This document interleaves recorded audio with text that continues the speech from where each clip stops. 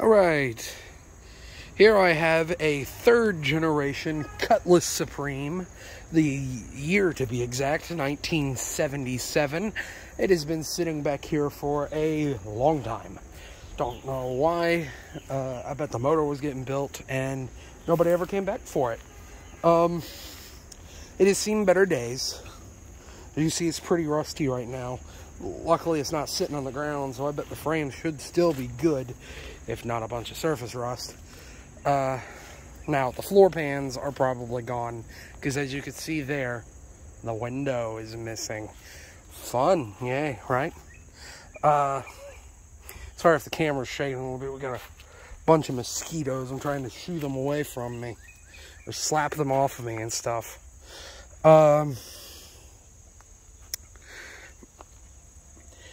Basically, this is a cool car. This is just another excuse to get to talk about one of these. The Cutlass Supreme started production, I think it was 1968, is at least what the internet says. This one still has the key in it, but no, I'm not going to attempt to open the trunk. But first of all, this isn't my car, and second of all, I've already tried. Don't know how long it sat back here. I was gonna take the key out, put it back in the car, but it's stuck in there, and I didn't want to break the key. I don't want to break anything on the car that isn't already broken, and if it's already broken, I don't want to touch it.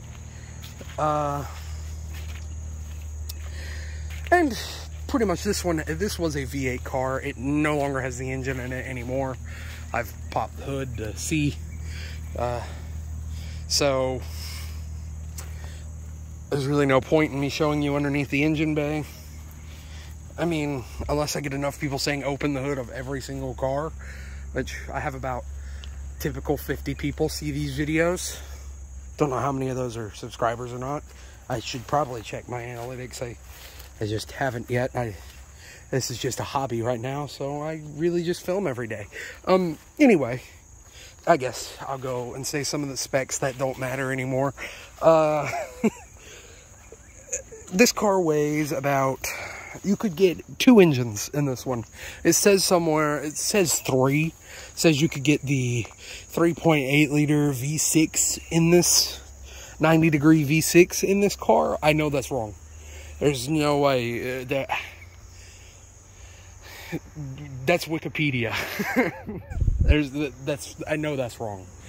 You got 2 engine options. Your standard 350, which I think this one had, and your Rocket 403.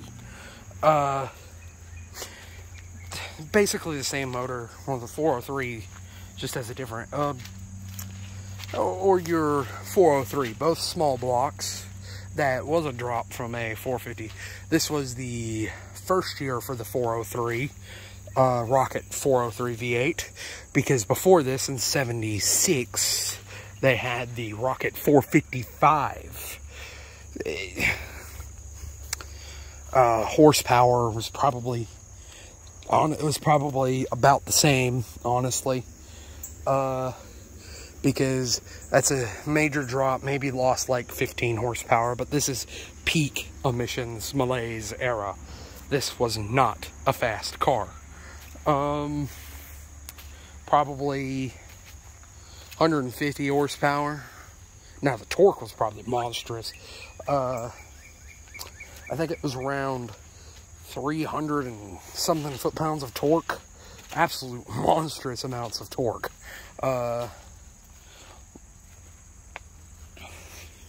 But emissions era choked everything down, so horsepower and torque is nowhere near what it could be.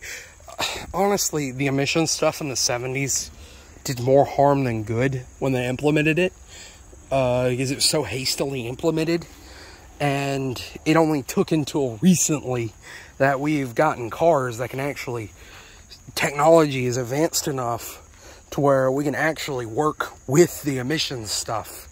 It still restricts things, don't get me wrong. You're always going to make more horsepower with an unrestricted motor, but we have finally gotten to the point to where emissions aren't really a problem anymore. that started somewhere around the late 80s, late 90s, really. The mid 90s, late or early 2000s is right when we started to be able to actually make motors powerful again. We could actually start to work with the emission stuff, and the emission stuff wasn't as much as a hindrance. Still an hindrance, but not as much. And now we're where we are now. We're in a modern genesis of muscle cars and cars in general. Don't know how long the gas engine is still going to last. It looks like now it's looking like electric is going to take everything over. I bet there'll still be gas stuff, but I think it's just going to turn into an enthusiast thing. It's going to turn into an enthusiast and high-end car thing is what gas is going to turn into. That's kind of how I see it going. Or I could be wrong. It could be cheap electric cars never manage to go anywhere because those don't really... People buy them, but they don't buy them, at least here in America. I don't know about the rest of the world. I think they do pretty great in the rest of I think they do pretty good in the rest of the world. But from currently now, I think it's starting to go up a little bit, but cheap electric cars don't really sell that great, typically. I don't know now, I'm not quite sure. I know like 1 to 2 years ago they didn't, but that was 1 to 2 years ago. Technology has done eclipsed what 1 to 2 years ago was, and I don't know what the sales figures is on electric stuff. But who knows? That's just my take on it. The video isn't about that. It's about this oldsmobile. If you want to hear more about that, go ahead and let me know. I'll probably do it on like Saturday or Sunday when I'm not filming these cars. Anyway, Rocket 403, 350. 350 probably made 120 horsepower. It is a rear-wheel drive car, both options. There was never a manual in this car, I do not believe. Both options had a TH400 transmission. TH400 with overdrive, is 4-speed automatic. I could be wrong. There could have been an option for a manual in this car, but I don't think there ever was. I'm sure somebody knows more about cutlasses will let me know and be like, no, you're wrong. You were wrong. You stupid internet kid. You don't know what you're talking about. Yeah, for the most part, you're right. I do a little bit of research. It's not like before where I literally just said random stuff about the car that I thought was true, and it was almost never true. Now it's mostly true. I think this is the original interior minus the Grant wooden steering wheel. I hate those things. I don't like them. They're ugly. They're gaudy. If you like them, fine. Whatever. It's your personal opinion. I just don't like them. And this was a G body. No. B body. This was a B body. This was before G body. This is built on the same frame as my Caprice. I forget why they call it a B body, but that's what it's built on. The same as my 1974 Caprice. Don't listen to the G body. That is 80s. That is 80s, very late 70s. The next year after this, I believe, is a G body. This is the last year of this body style in this generation. Next would be the fourth and so on until they ended Oldsmobile. Well, no. The last Cutlass was 1996. That's right. Anyway. Of course, rear-wheel drive. I don't know the ratio. Probably old highway gearing. This one, I think, was modified. Probably, if I had to guess, from the exhaust. Again, no engine. No point in showing you the under the engine bay. I could show you some of the front. Yeah, see, front's missing the grill. Again, seen better days. It's a pretty straight car. If the person were to ever come pay for whatever they were doing on it and pick it up. But I think this car has been back here for like the rest of them around the time of 6 to 7 years. Must have not been that great of a year. No, 6 to 7 years ago was probably the recession. That's probably why. No, I'm stupid. That wasn't the recession. Do math, Nick. It would have been more like 12 years ago. I don't know. I have no idea how long it's been sitting. Disregard my rambling about that.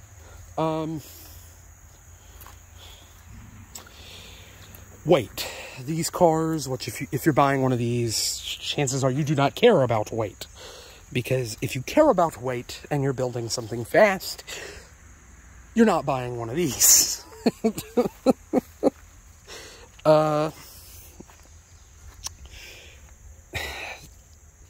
It says on the door 5,200 pounds, but it says on the internet 4,200 pounds. I'm going to go with the door. 5,200 pounds is what this car weighs. Probably right now, since it seems like a lot of the interior is missing. Chunks of it are done rusted off. The motor's not in it. I have no idea what was in it. If I had to guess, 350. Oldsmobile 350, which there is a difference. There's not anymore a difference between the V8s of Chevy cars, but back then, in the 70s, you had a Chevy V8. I just recently found this out, so I'm no expert on this. But I know now that there is a Chevy 350, Buick 350, Oldsmobile 350, and a Pontiac 350. They're all different. Do not get them mixed up. They are different. They're pretty much the same, but they're different. They're different enough to where they are different, if that makes any sense. I believe you could still use Chevy stuff in a Buick, but some things won't go over. Like, I think the pistons are different. Or the rods are different. Something's different in them. It's different enough to make it different, but most things will go over. I think it's the same block, it's just different bores and stuff all over. Like, Pontiac normally bores 2 out, or same for Oldsmobile, and Buick is, well, I don't know what's up with Buick. Cadillac generally just had completely different motors during this time period. They didn't even have a small block.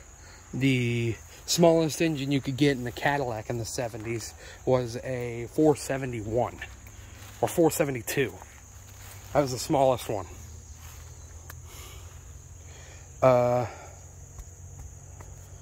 It wasn't until the 80s that they dropped down to 350s and the 4.8. Again, about this car, I'm rambling off.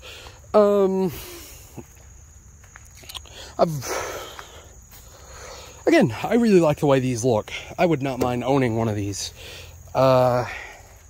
Since it's about to the portion of the video, I say what I think would be cool to be done with this car. Oh, dang it, I'm already 13 minutes in. I'll run quickly over that, because I don't want this video to take like it did yesterday. Fully built 350. There we go. Anyway, I'm going to go ahead and end it before this video takes till the eventual heat death of the universe to upload. So, if you made it this far into the video, and you at least like hearing me talk, so if you want to support the channel, the best way to do that is to like, comment, subscribe, share, spread the word of the channel out there. Get people to know, hey, this is Trailer Park Supercars. This is a pretty decent channel. It's trash at times, but it's pretty decent. And other than that, thank you for watching, and have a good one.